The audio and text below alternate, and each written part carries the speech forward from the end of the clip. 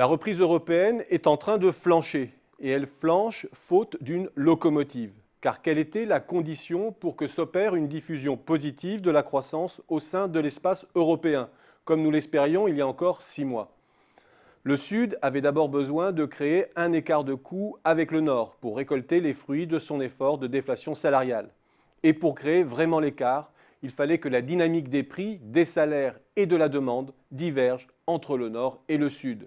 C'était la condition clé pour consolider la réduction des déséquilibres financiers entre le Nord et le Sud, ceux des transactions courantes comme ceux des administrations, sans compromettre la reprise. Car jusque-là, la réduction des déséquilibres était d'abord la contrepartie de l'effondrement des demandes internes du Sud. Le contrepoids du Nord était d'autant plus vital que la France, en jouant la carte de la consolidation budgétaire à son tour, ne jouerait plus le rôle traditionnel de stabilisateur de la croissance européenne. Le résultat des négociations salariales allemandes donnait encore quelques crédits à ce scénario au début de l'année 2013.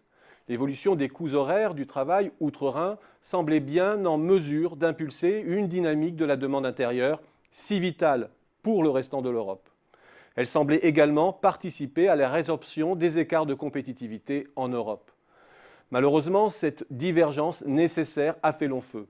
Et depuis plus d'un an, l'Allemagne est rentrée dans le rang de la déflation européenne.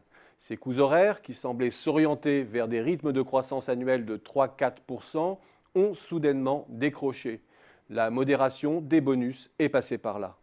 Et tout comme le reste de l'Europe, les coûts allemands ne progressent plus qu'au rythme de 1%. La déflation a gagné le cœur même de l'Europe et joue comme un étouffoir de la reprise. Résultat, l'Allemagne est emportée dans un mouvement de ralentissement et maintenant de baisse des prix de production d'une ampleur au moins équivalente à ce que l'on observe en Espagne, en France ou dans la moyenne de la zone euro. Autrement dit, l'Allemagne ne joue pas le rôle de stabilisateur que l'on pouvait attendre pour l'intérêt de la zone et pour son intérêt propre. Nul besoin d'épiloguer, les enquêtes industrielles s'affaissent partout en Europe. Chacun attend son salut de la politique de la BCE.